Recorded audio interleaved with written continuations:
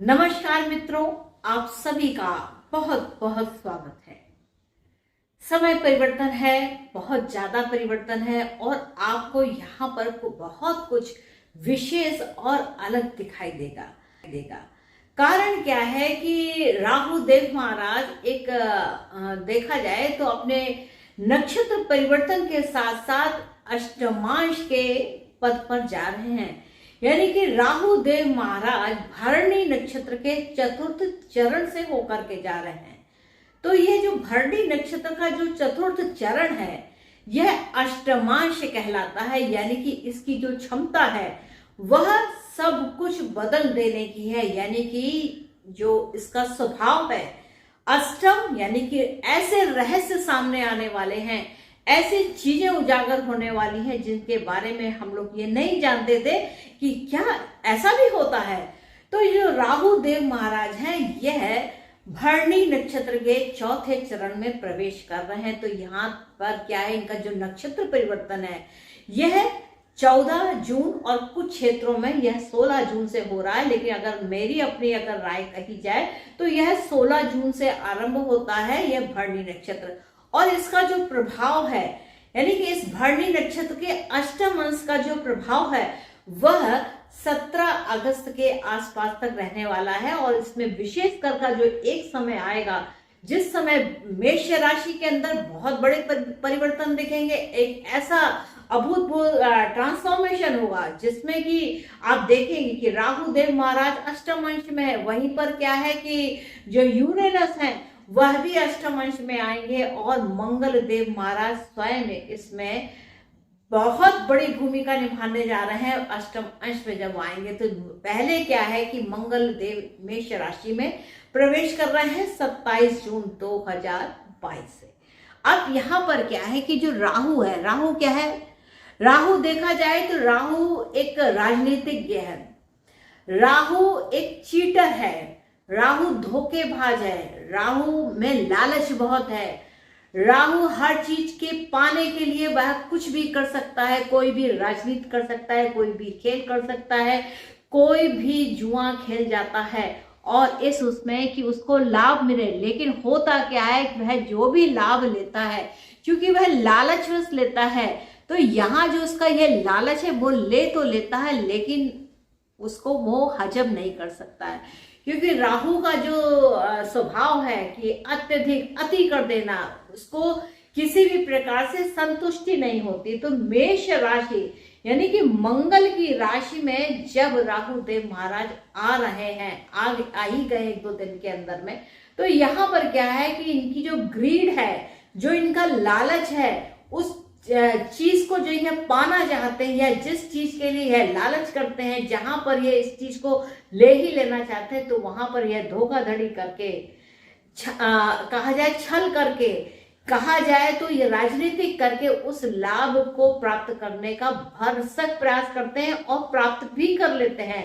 लेकिन विडंबना यह है कि राहु केवल उनके सिर का हिस्सा है, यानी कि उनके अंदर देख करके उसको लालच आता है, उसको सुन करके लालच आता है, उसको सूंघ करके भी लालच आता है और उसकी वाणी में भी, यानी कि मुंह का जो भाग है जिससे वह उसका भक्षण करता है, जो वाणी वो बोलता है उसमें भी लालच की बहक आती है, यानी कि लालच की बू आती है। जो राजनीतिक पहल करके जो ये राहु देव महाराज इस मेष राशि में करवाएंगे वह बहुत ही ज्यादा यहाँ पर एक संकट की स्थिति को देने वाला हुआ। क्योंकि जब 1 अगस्त 2022 के आसपास में वहां पर क्या है, ऑलरेडी मेष राशि में यूरेनस है और उसके साथ साथ मंगल भी आ रहे, तो ये मेष राशि वाले जो भी जातक है उनके लिए यह बहुत ही ज्यादा असहनीय स्थिति होने वाली है। एक तो अंगार, यूरेनस अपने आप में भी गर्म मिजाज के होते हैं और यूरेनस का जो कार्यकाल है, यानी कि ये पृथ्वी की से बहुत दूर होते हैं। अगर आप ग्रहों को देखते हैं कि यह जो उनकी परिक्रमा चलती है, यूरेनस भी सूर्य की परिक्रमा करते हैं लेकिन बहुत दूर से करते हैं। तो ये जो समय लेते हैं ये बहुत बड़ा समय लेते हैं और मेष राशि में रह करके यहाँ पर बहुत बड़े बदलाव देने वाले हैं, इस बात को समझना है।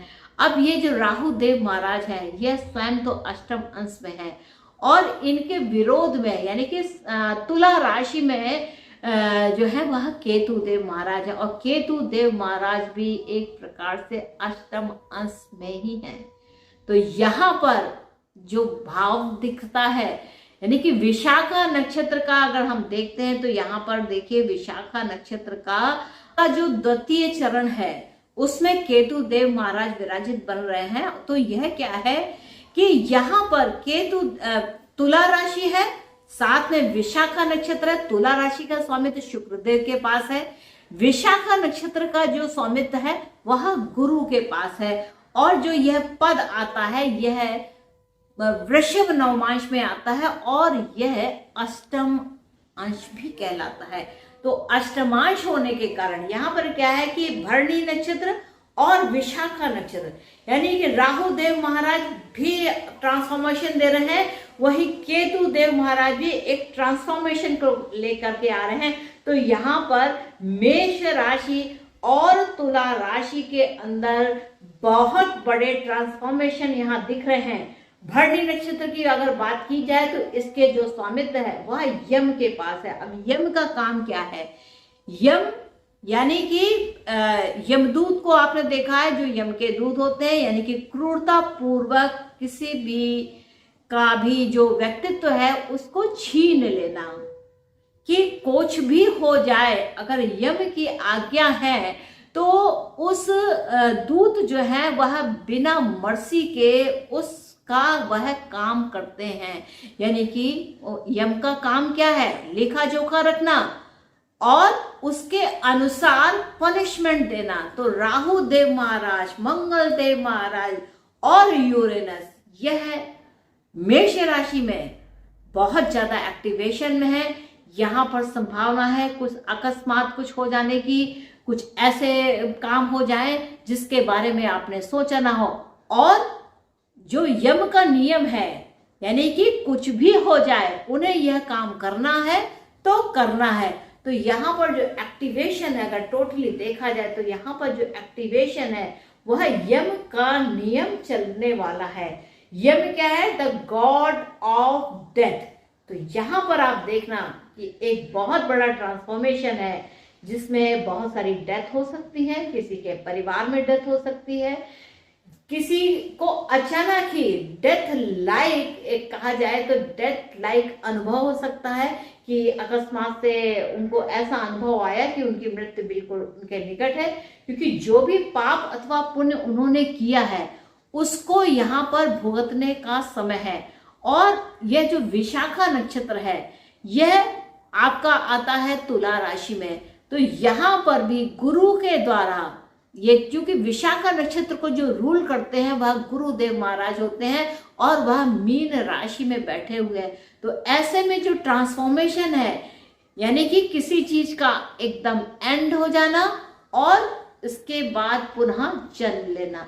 तो देखा जाए तो क्या है कि यह जो 9 मास का समय होगा, यानी कि अब से लेकर के मार्च 23 तक का जो समय है यह एक डेथ है, और डेथ के बाद एक सिचुएशन की डेथ है, एक प्रॉब्लम की डेथ है, या एक अच्छाई की डेथ है, और उस डेथ के बाद पुनः एक जन्म भी है जो मार्च 23 के बाद ही होगा। तो इस समय का जो अनुभव है वह बहुत ही ज्यादा बदलाव देने वाला है, बहुत सारा ट्रांसफॉर्मेशन देने वाला है।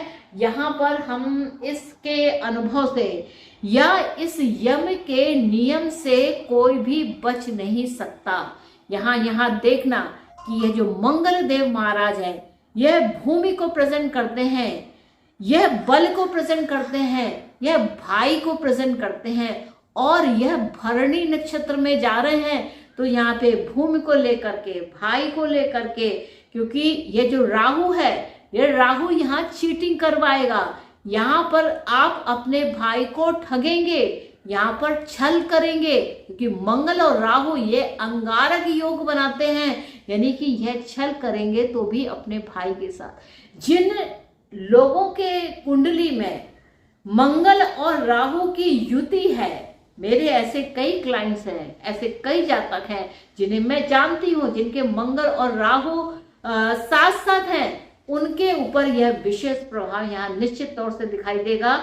या जिनकी मंगल की दशा चलती हो, जिनकी राहु की दशा चलती हो, जिनकी कहा जाए तो मेष राशि और शुक्र की दशा चलती हो, क्योंकि जब यह तुला राशि विशाखा में जो हम एक ट्रांसफॉर्मेशन देख रहे हैं तो यहाँ पर ये, और मुख्य बात क्या है, ये जो अष्टमांश में राहु और केतु आ रहे हैं, इन दोनों का जो काम है वह धर्म को स्टैब्लिश करना।